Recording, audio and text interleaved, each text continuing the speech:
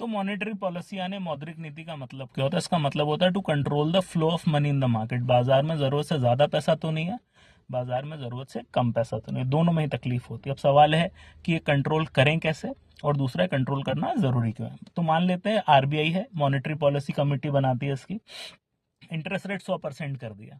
अब जैसे ही 100% आपने इंटरेस्ट रेट किया, बाजार में लोन कोई नहीं लेगा, कहेगा भैया इतने हाई रेट पे इंटरेस्ट क्यों ले, मुझे फैक्ट्री लगानी थी लेकिन 100% पे लूंगा, चुकाऊंगा कैसे। तो जैसे ही 100% हुआ, लोगों ने लोन लेना कम कर दिया, मार्केट में मनी फ्लो हो गया कम, लेकिन उसका दुष्परिणाम ये हुआ कि नई फैक्ट्रियां नहीं लगेंगी, नए बिजनेसेस नहीं आएंगे, तो देश में ग्रोथ कम हो जाएगी, एम्प्लॉयमेंट कम हो जाएगा, टैक्सेशन कम हो जाएगा। इसी की जगह मैं इंटरेस्ट रेट कम कर देता हूँ, 1% कर देता हूँ।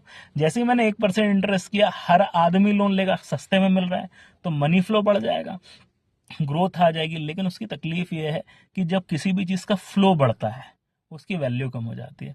यानी टमाटर बहुत आ गया मार्केट में, तो टमाटर की वैल्यू क्या हो जाएगी? कम।